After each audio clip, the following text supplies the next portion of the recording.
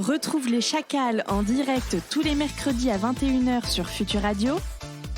Et si tu aimes nos replays, abonne-toi, active la cloche et partage nos vidéos.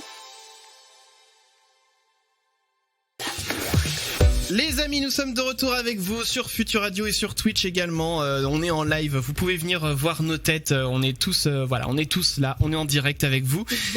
On est tous beaux, on s'est apprêtés exprès pour bien sûr, évidemment. On s'est fait beau pour ce petit live vidéo évidemment, mais c'est ça aussi la radio de 2020, on fait plus que de la radio, vous pouvez voir nos têtes on fait de la télé partout. Maintenant quasiment. Exactement. Ouais, c'est vrai. On fait de la radio à la télé. C'est un petit peu ça. Alors donc ce soir on reçoit Brigitte Lecordier, donc vous ne connaissez peut-être pas son nom ou son visage, mais je suis quasiment sûr que vous connaissez sa voix. Bah oui, parce que Brigitte, en fait, elle est comédienne de doublage depuis bientôt 40 ans, si je ne me trompe pas. Donc ça fait une sacrée expérience dans le domaine. C'est elle qui se cache derrière des personnages célèbres comme Son Goku dans Dragon Ball Z, Booba le petit ourson. On a Oui, Nicolas dans Bonne Nuit les Petits, mais aussi plus récemment, elle a prêté sa voix à divers personnages de l'excellente série d'animation Les Cassos, à Pipoudou également, un dessin animé mais qui est pas vraiment destiné aux enfants d'ailleurs. Ou encore à Petite Mort dans la web-série éponyme. En juillet dernier, Brigitte a également ouvert une chaîne YouTube sur laquelle elle partage différentes vidéos dans lesquelles elle partage ses nouvelles expériences, ses réactions à des parodies dans lesquelles elle est indirectement impliquée. Mais aussi, vous pourrez y retrouver des canulars téléphoniques qu'elle a réalisés en collaboration avec Canal+ à l'époque, où elle se faisait passer pour un petit enfant totalement innocent qui s'appelle Ninou et qui passait des appels à différentes personnes qui se retrouvent souvent démunies, ne sachant pas vraiment quoi raconter à cet enfant qui compte bien au moins 10 sujets de conversation différents par minute. En tout cas, le résultat est vraiment très drôle. Donc, je vous conseille aussi d'aller voir évidemment sa chaîne YouTube et ses vidéos parce que c'est vraiment super. Bonsoir Brigitte. Bonsoir. Bon, ça se passe bien pour l'instant, tout se passe bien pour toi. Ouais, tout va bien. D'ailleurs, j'ai mis un Ninou en ligne il y a quelques heures oui. là. Ouais, que j'adore en plus. C'est un de mes préférés. Ouais, la sirène. La fille est géniale. Je ne vous raconte pas l'histoire. Il faut y aller. Mais faut qu'on aille l'écouter. Ouais, j'ai pas encore eu le temps. Je voulais aller l'écouter cet après-midi, j'ai pas eu le temps, mais j'irai l'écouter parce que j'aime beaucoup. Oui, mais je l'ai mis en ligne il y a pas longtemps. Ouais. Alors, mais celui-là, il est très beau, très très beau. On va écouter ça alors. Moi, en tout cas, j'irai écouter ça après l'émission. Alors, Brigitte, on va commencer donc cette interview. On voulait déjà savoir qu'est-ce qui t'a donné envie de faire du doublage déjà. En fait, j'ai pas eu du tout envie de faire du doublage. En fait, c'est ça. J'ai pas du tout eu envie de faire du doublage. Moi, je voulais être clown. J'ai été clown. Puis du cirque, je suis passée à comédienne. On est venu me chercher au cirque parce que j'étais petite, parce que j'étais marrante, parce que j'avais la pêche.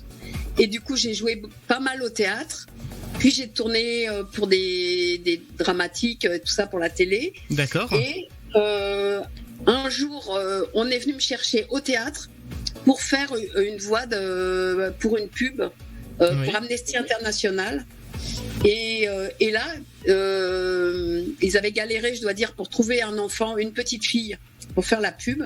Et là, ils étaient un peu sidérés parce que je jouais Louison dans Le Malade Imaginaire, qui était une petite fille, et je suis tellement petite qu'ils ont cru que c'était une vraie gamine sur la scène. Et elle est géniale, elle parle vachement bien, elle va faire l'affaire. Et quand ils m'ont vu après, ils ont fait oups. Et ils m'ont dit, mais c'est pas grave, pas une super voix. Tu vas venir faire la pub. Et quand les gens ont entendu ma voix, ça fait une traînée de poudre. Et j'ai commencé petite fille. Et j'ai fini petit garçon, j'ai du mal à faire des filles aujourd'hui. J'ai tellement fait de petit garçon que les gens ils pensent jamais à moi quand il y a une nana qui passe. D'accord, c'est devenu quelque chose finalement d'automatique, quoi, de penser pour un petit garçon. Mais je suis une fille aussi, tu vois. Donc, ça m'est même arrivé dans un studio, toi, il y avait une serveuse qui n'était pas distribuée, tout ça. Ah merde, il y a un personnage pas distribué, ce qui arrive parfois dans un film. Et on disait, il faut une nana. Tu peux aller dans le couloir chercher une nana? Et je dis, mais je peux la faire. Oui, pardon. Mince, on n'a pas de nana sur le plateau. Mais donc, en définitive, t'as pas du tout finalement fait des études en rapport avec ça, quoi? Pas du tout. Donc en c'est plus, vraiment ça venu n'existait à pas fur et à du mesure. tout. Aujourd'hui, il y a des écoles de doublage et tout ça qui sont un peu pipeaux, je dois dire. Mais non, ça n'existait pas. Nous, on passait de la comédie directement au doublage. Tous les acteurs qui ont joué au théâtre et au cinéma et à la télé venaient faire des rôles de doublage. Et tous les gens qui font du doublage sont des comédiens de théâtre et de cinéma avant tout. Oui, d'accord. Voilà. Effectivement, c'est un vrai métier. Il y a pas de comédiens qui ne font que du doublage. Il y a des gens qui disent voix off. Non, on n'est pas du tout des voix off.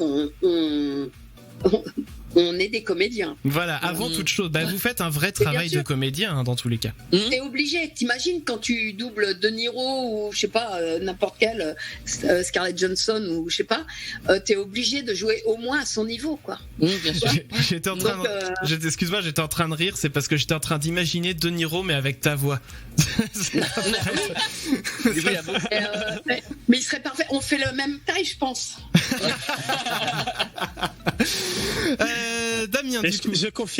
Je confirme pour avoir tourné un peu avec les deux, à la fois soit le voix ou des acteurs pour du doublage et tout. Ça n'a rien à voir quand tu fais la prise de son et la façon de diriger les gens et tout. C'est vraiment impressionnant. Ouais. Bien sûr.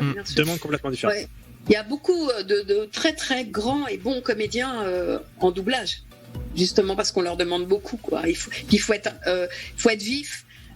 Tu vois, quand la personne joue au cinéma une scène, elle a eu son texte, elle l'a digéré, elle l'a travaillé, etc. Elle la joue, on la filme, mais après c'est monté, c'est clac, clac, clac, clac. Et la scène d'après, le comédien de doublage, il va jouer cette scène-là, mais la scène d'après, il va se passer carrément autre chose. Et le comédien qui l'a tourné, lui, il aura eu 2, 3, 4 jours de travail entre-temps. Et le comédien de doublage, lui, il faudrait qu'il le joue immédiatement. Tu vois, on est dans ce côté. Il faut se réadapter très rapidement, quoi. C'est ça. Et c'est vachement génial pour un comédien. Tu sais, c'est un peu comme les gammes pour un pianiste, quoi. Tu t'amuses à jouer de tout, sur tous les tons, dans tous les sens, et ça te donne une aisance de jeu géniale. Et plus t'en fais, meilleur t'es, quoi. Donc comme quoi, mine de rien, c'est pas comment dire, un métier à négliger, parce que c'est vrai que on pense pas toujours aux comédiens qui sont derrière, mais il y a un vrai boulot derrière tout ça. Ouais. Damien, du coup, une question de Damien. On voulait savoir, est-ce que tu sais à peu près combien t'as de voix à ton actif, combien t'as de personnages à ton actif? Ah non, je sais pas, mais beaucoup. Plusieurs centaines, je dirais. Ah quand même. Ah oui, quand même. Ah oui. Ah ouais, je dirais oui. Ouais, c'est un sacré palmarès. Du coup, je pense que dans ce chiffre, t'as sûrement des préférés quand même, des personnages intéressants à doubler. Ah oui, j'ai eu par exemple, je dis tout le temps, ma série préférée, c'était le petit garçon des années coup de cœur. Je sais pas si vous avez vu ça quand vous étiez plus petit. C'est les années 70 aux États-Unis. C'est le petit-fils de Robert Mitchum. C'est Fred Savage. Ça me parle vaguement, mais j'ai un peu de mal à resituer. Moi, ça me parle vaguement. J'ai doublé la plupart de ses films. C'est un excellent comédien. D'accord. Il m'a appris beaucoup alors que c'est un enfant. Franchement, il est génial. Il est génial. Je crois qu'il a mal grandi, comme beaucoup d'enfants comédiens d'ailleurs. Et puis après, il y a les personnages de dessins animés qui m'ont beaucoup apporté, comme Dragon Ball, comme Oui Oui, où j'ai fait le. Tiens, il y a un moustique dans mon bureau. Il s'invite, bienvenue. Ces personnages m'ont fait faire le tour du monde, ont impulsé des choses comme les conventions de manga, tout ça n'existerait pas. Je pense que ce soir on serait pas là s'il n'y avait pas eu Dragon Ball, quoi. Ça a fédéré les gens, ça. Voilà, c'est incroyable ce que ça a pu faire comme bouillon de culture autour. Il y a un vrai lien derrière, quoi. C'est dingue, c'est dingue. Mais un vrai lien.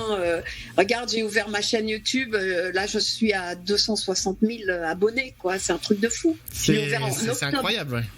Ouais. Ouais. Et tu sens que c'est pas fini, quoi, qu'il y a encore plein de choses à faire avec les gens. Enfin, c'est superbe, hein, vraiment. C'est une belle aventure. Hein. Tellement de générations aussi. Vu que t'as doublé sur déjà 40 ans, Chris l'a dit au début, forcément t'as touché un peu toutes les générations, donc chacun a une référence avec ta voix, quoi. Ouais, c'est ça. Et c'est magique, hein.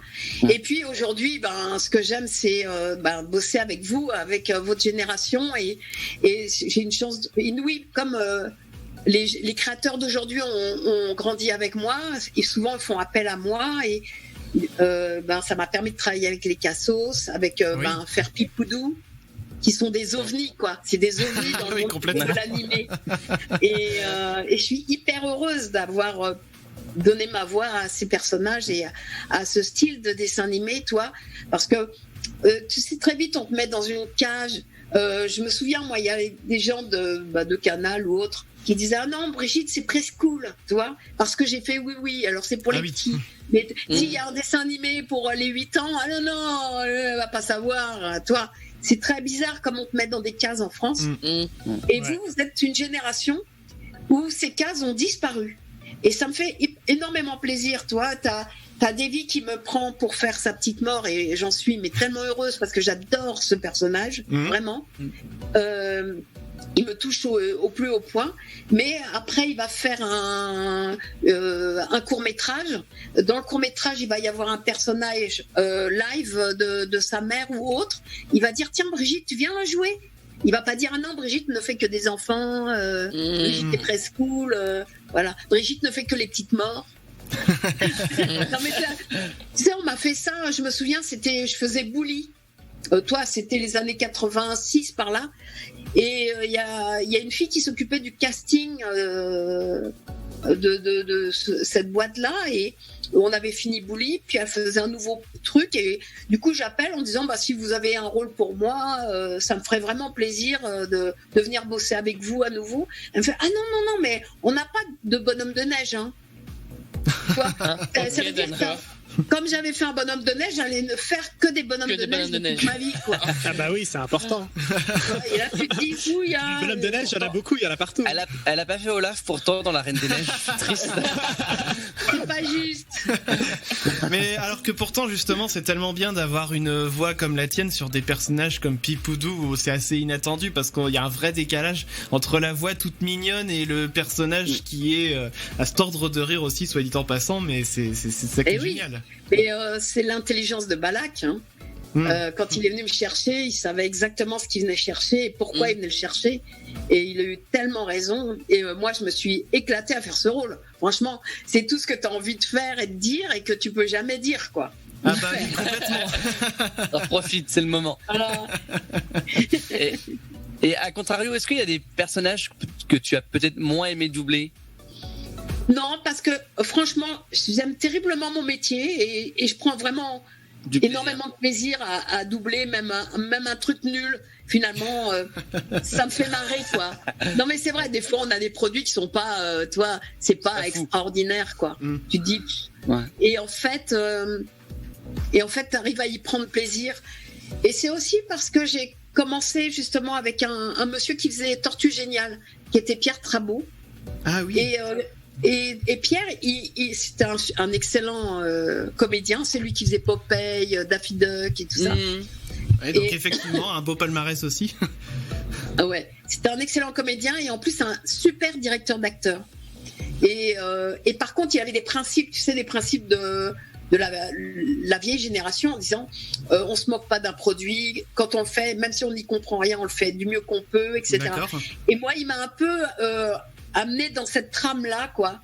Ce qui fait que, du coup, même un produit nul, j'ai réussi à trouver mon bonheur et à jouer. Finalement, tu joues un rôle. Pas le rôle, même s'il est nul, c'est pas grave, tu te marres quand même, quoi.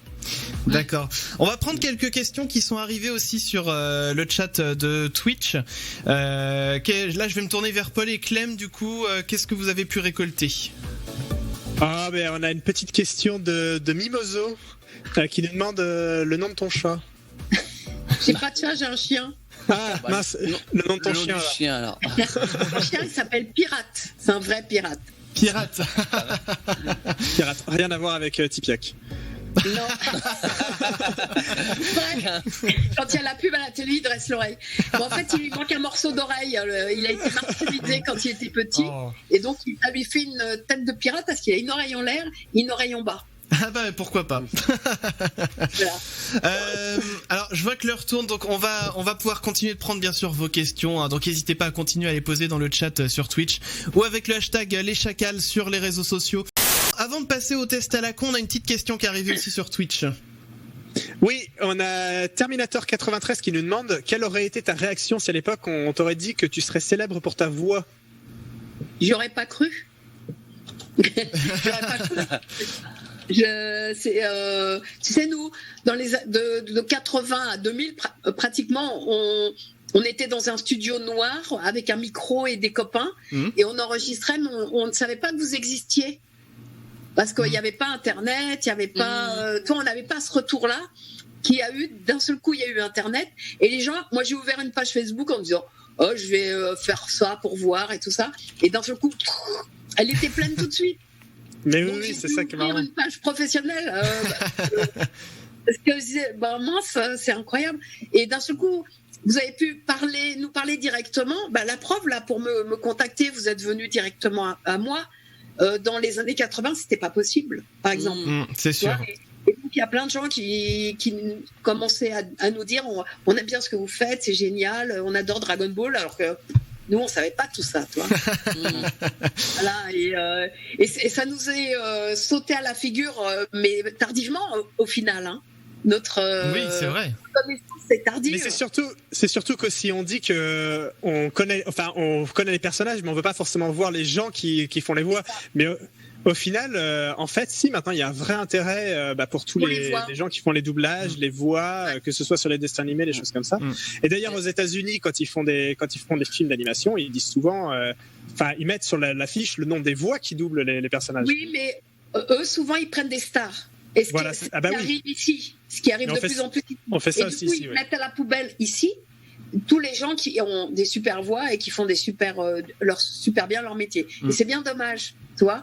Je trouve que c'est dommage de ne pas allier les deux. Mais voilà. Et pourquoi une fois, il y a eu, je me souviens, le nom des Simpsons, la famille Pétieux sur une affiche. Mais que pour eux, je pense. Sinon, ça n'arrive pas. Ça n'arrive jamais. C'est bien dommage parce que pourtant, il y a quand même des pointures. Mais là, puisque tu as fait ta chaîne YouTube, tu es en train de devenir une star, en fait.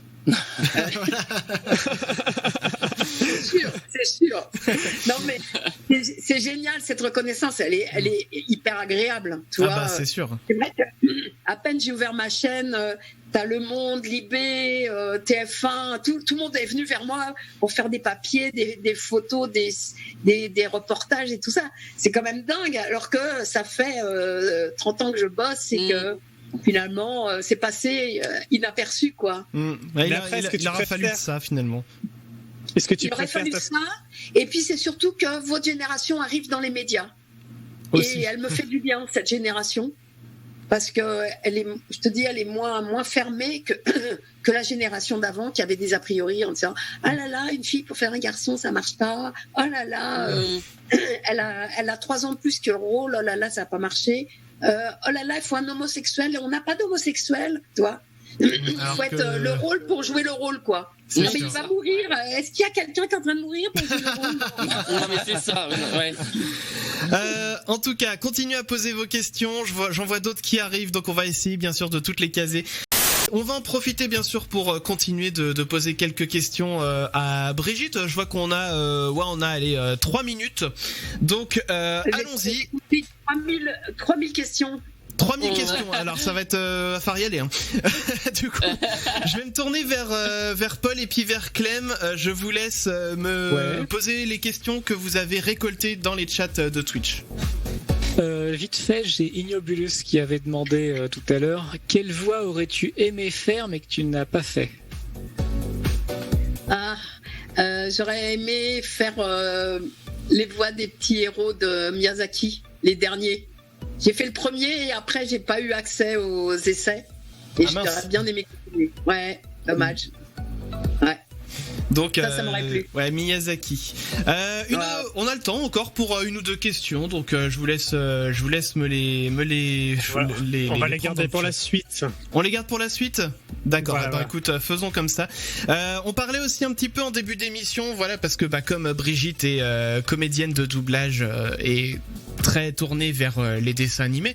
Si il y a des dessins animés qui ont marqué votre enfance, je vais le dire tout de suite, j'avais 2 cassettes de Oui Oui que j'ai beaucoup regardé quand j'étais petit. Donc du coup, On avait aussi, ouais. voilà, ça fait partie de des personnages. Alors comment c'était déjà il était encore il était pas en 3 dimensions déjà. Stop motion. Ouais. Et alors c'était lesquels ? Je me rappelle plus vraiment, mais c'était une cassette bleue, une cassette orange. Il y a un coffret. Ouais. Mais moi aussi j'avais des cassettes Oui Oui. T'avais des cassettes. J'avais mis les livres. Bon, du coup il n'y avait pas les voix dans les livres, mais j'avais une collection de livres Oui Oui impressionnante. Ouais, moi j'avais les livres Oui Oui de la bibliothèque Rose quand j'étais petit. Oui, c'est vrai. Et, ouais, ça n'existait pas encore Oui Oui en dessin animé. Un dessin animé, ouais. Mais du coup, on apprenait à lire avec Oui Oui, effectivement. Effectivement, c'est vrai que Bibliothèque Rose, c'était une collection qui était plutôt bien pour ça. Ouais, c'était sympa. Toi, Mathieu, c'est qui a bercé ton enfance ? Alors, j'ai pas eu vraiment de. T'as pas eu d'enfance. Ça explique beaucoup de choses. Dessin animé préféré, mais après moi Merci Mathieu. Non, mais ce que je veux dire, c'est que moi je regardais les dessins animés de tes grands frères et sœurs. Voilà, c'est ça.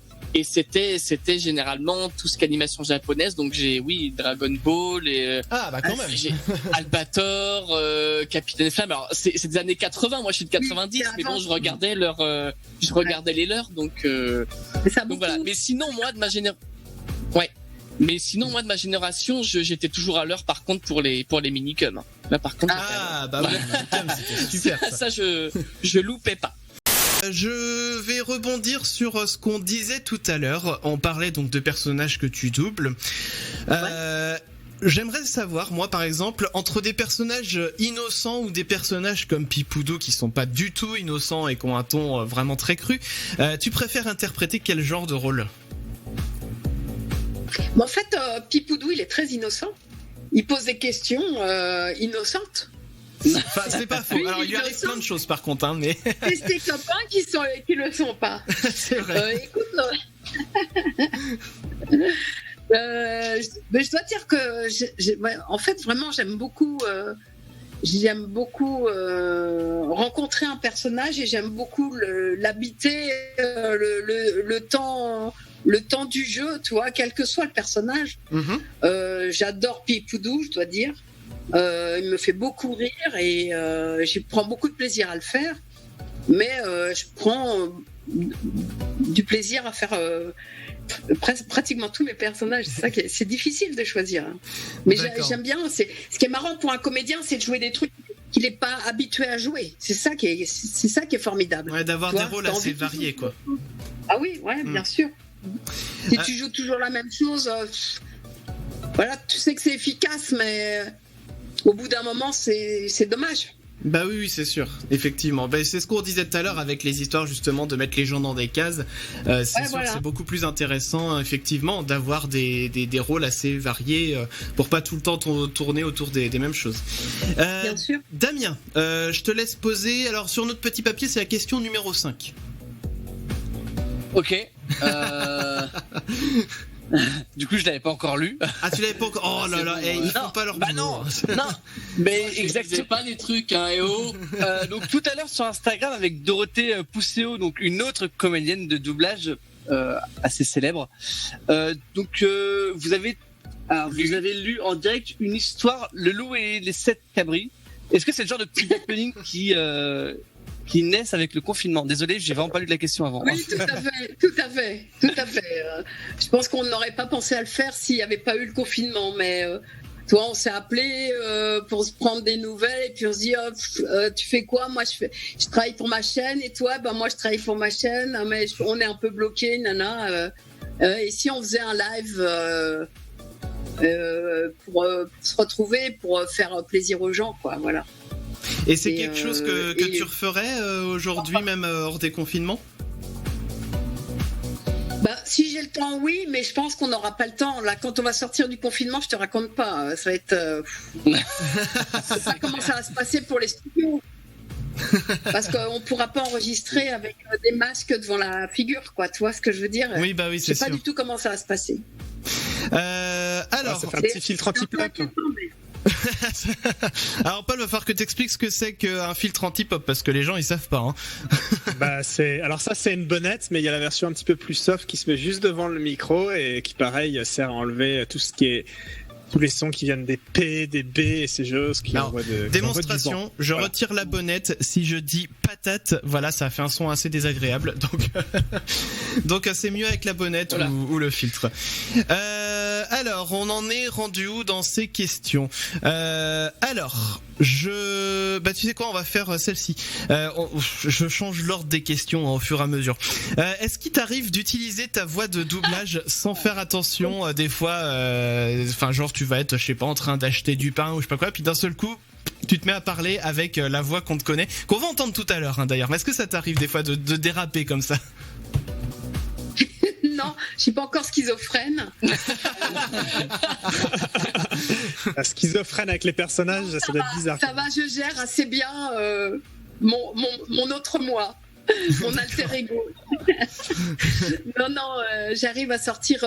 C'est pour un comédien, c'est important de savoir sortir de scène, quoi. Tu vois ce que je veux dire? C'est ton personnage, et si tu fais ton personnage dans la vie, c'est insupportable. Il y a des comédiens qui savent pas sortir de scène, qui sont toujours les mêmes personnes dehors, dedans, etc. Mais moi je trouve ça troublant et même désagréable, quoi. C'est bien de séparer. Ça reste, même si j'imagine que c'est un métier passion, parce que le doublage ça se fait, j'imagine, avec beaucoup de passion. Ça reste un métier, et donc des fois c'est bien aussi finalement de rentrer chez soi et de se dire j'ai eu une dure journée de boulot aujourd'hui, je veux penser à autre chose, quoi. Bien sûr, c'est important. Puis c'est important de vivre autre chose. Ouais, bien sûr. Même si c'est le centre de ma vie, hein, je dois dire. C'est vrai que la comédie, c'est ce que j'aime le plus faire. Et tellement que quand on est en confinement, on arrive à aller lire des histoires sur la chaîne d'une autre copine, quoi. Mais voilà, mais c'est ça la vie. Effectivement. Mathieu, je te laisse la question suivante. Ouais. Alors, maintenant que tu as une chaîne YouTube, est-ce que toi-même tu suis d'autres chaînes, et lesquelles? Oui, j'ai toujours un peu suivi d'autres chaînes,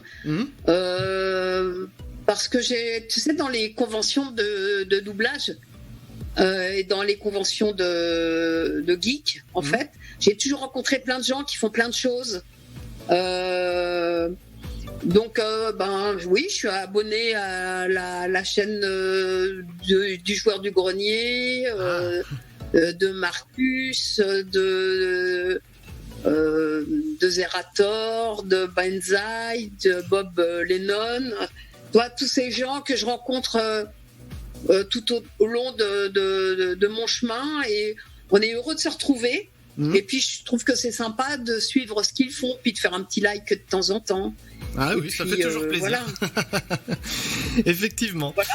Et puis toi, quand il y a des gens comme Dorothée ou comme Donald Renew qui me disent j'ai ouvert ma chaîne YouTube, évidemment je cours regarder ce qu'ils font et les soutenir. Et toi, je partage tout ce que fait Dorothée, je le partage en me disant ça peut intéresser des gens qui s'intéressent au doublage, et du coup ramener mes follow à Dorothée, etc. C'est un partage aussi YouTube. C'est ça qui est chouette. C'est sûr. Et toi, même les John Rachid et tout ça, toi, quand moi j'ai ouvert ma chaîne, le succès de ma chaîne aussi, ça a été qu'il y avait tous ces gens-là aussi derrière moi, Cyprien, voilà, et ils avaient à cœur de me soutenir parce qu'on se rencontre depuis un moment et qu'on travaille ensemble régulièrement, quoi, et qu'on se marre. Oui, c'est surtout ça qui est important dans tout ça, c'est de rendre ça agréable aussi. Mais c'est bien ce que tu dis là, parce que donc Dorothée Pousseau par exemple, c'est celle qui est la doubleuse entre autres elle a fait énormément de voix, mais entre autres de l'actrice qui joue Harley Quinn, si je dis pas de bêtises. Damien, c'est ce que tu me disais tout à l'heure. C'est ça.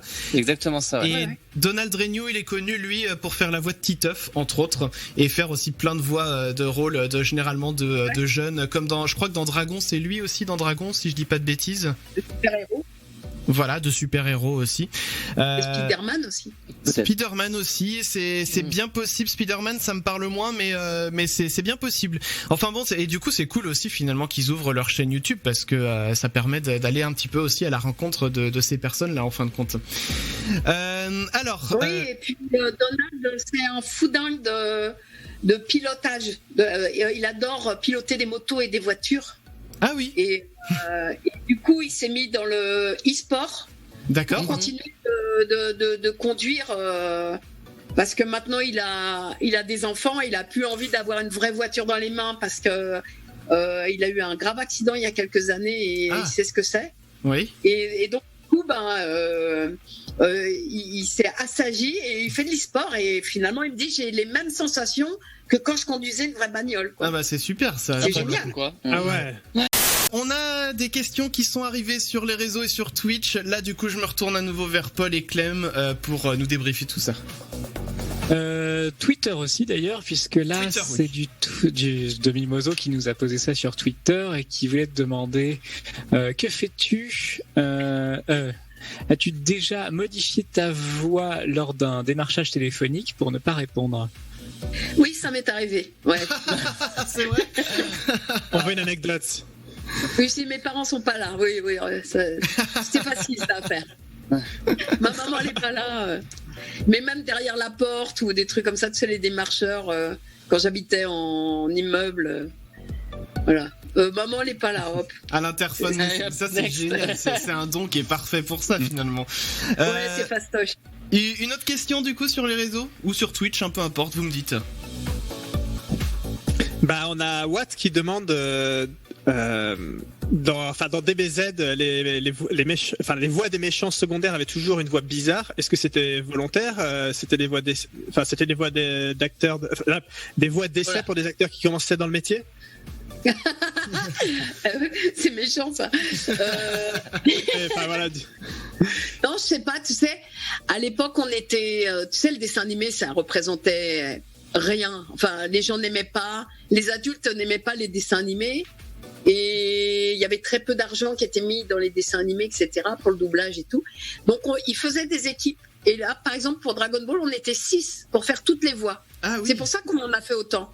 Ah oui. Et du coup, tu sais, c'est vachement difficile une fois que t'as fait un personnage, 2 personnages, 3 personnages. Après, tu fais putain, mais je vais la trouver où cette voix, quoi. Et c'est comme ça que moi, je me suis retrouvée devant Kaioshin, toi, où il y avait plus personne pour faire Kaioshin, et tout le monde s'est retourné vers moi en me disant il faut que tu le fasses.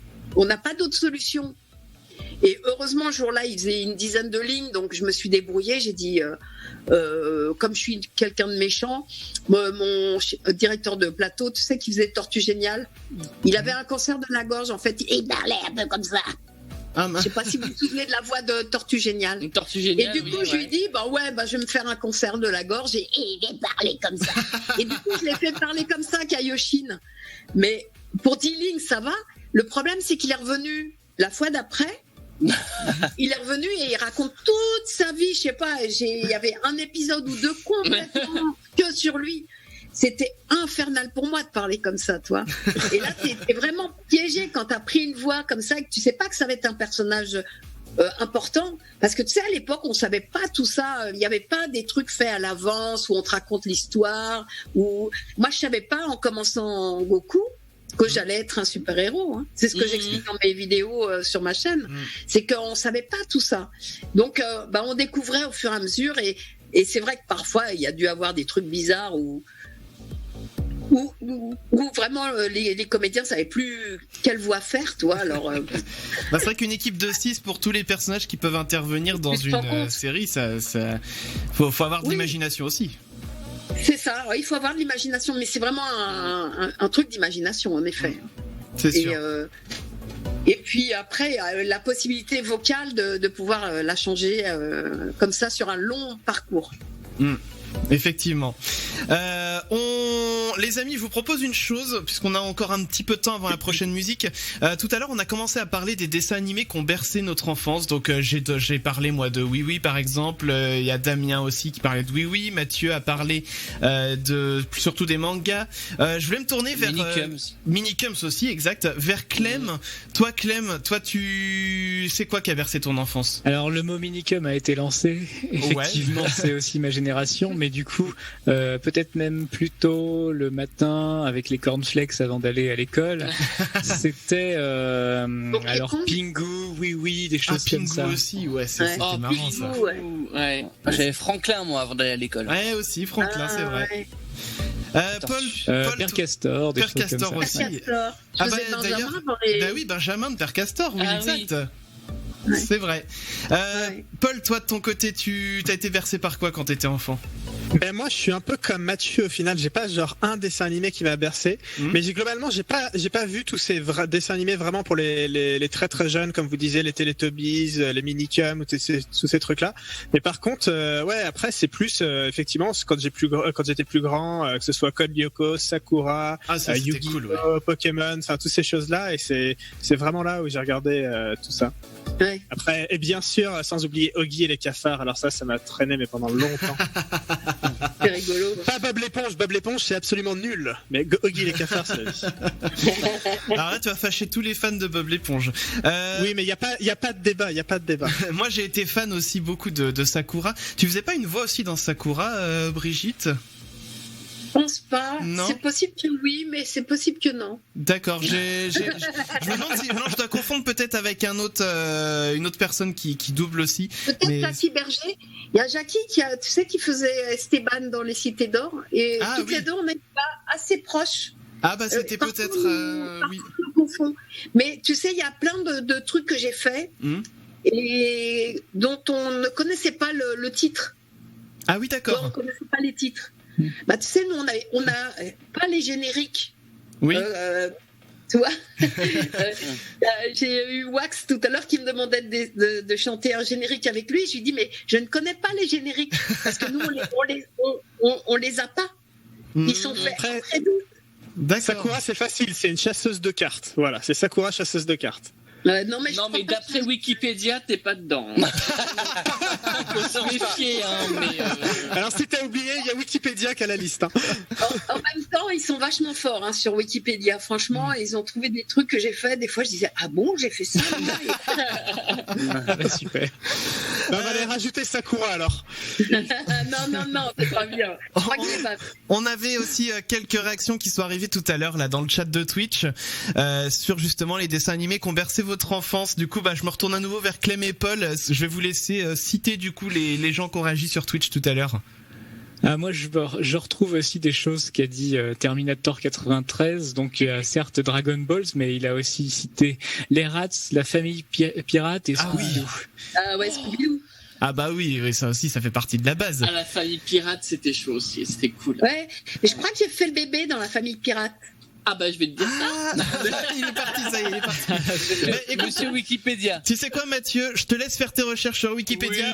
Une dernière petite question qui nous est arrivée, si je ne dis pas de bêtises. Paul, du coup, je me tourne vers toi, parce que c'est toi qui me fais signe. De quoi? On a une dernière question. Ah oui, excuse-moi. J'étais en train de lire un message qui est arrivé sur Twitch en même temps. J'ai des coupures internet, voilà, on va dire ça comme ça. On va dire ça, c'est très bien. Du coup, on a Mimoso qui nous demandait quel est le cadeau le plus étrange que tu as reçu d'un de tes fans. Le plus étrange. Je sais pas, je reçois beaucoup de dessins, beaucoup de bouffe. Ah bon. Ah oui, si, c'est pas étrange, mais tu sais, souvent il y a des spécialités suivant où tu vas. Quand je vais en Belgique, par exemple, je reviens avec des caisses de bière, quoi, du champagne à Reims, toi. Donc c'est toujours un peu, parfois, parfois rigolo, toi, d'arriver avec une valise vide et repartir avec une valise pleine de bière. Tu te dis, si je me fais fouiller à la gare... Vous allez où comme ça? Vous revenez d'où? Ça va passer moyen, quoi, tu vois. Voilà, mais non, mais c'est très marrant. Je reçois beaucoup de bouffe. Tu sais, je dois avoir le côté épicurien qui ressort. La fille qui aime bien vivre et qui aime bien se marrer et qui aime bien manger, bien boire. Et je dois dire que je suis super gâtée tout le temps. Faut pas tomber. C'est dommage, je suis dans mon bureau, mais j'ai eu un petit pipoudou là qu'on m'a sculpté. Ouais, au dernier là, à Karamanga. Mais trop magnifique. Incroyable. Mais pour en revenir à la bouffe, c'est sûr. Par contre, faut pas offrir des barquettes de jambon ou des trucs comme ça, parce que c'est des machins qui se perdent. Donc, les trucs périssables. T'as des gens qui me font des gâteaux. Toi, des gâteaux, mais après, tu fais quoi avec ta valise, quoi? Pleine de gâteaux, bah oui, des miettes et tout. Ouais. Souvent, je l'offre aux gens qui sont autour de moi, etc. Parce que c'est pas possible, toi, je peux pas, pas rentrer avec ça. Bah oui, c'est sûr.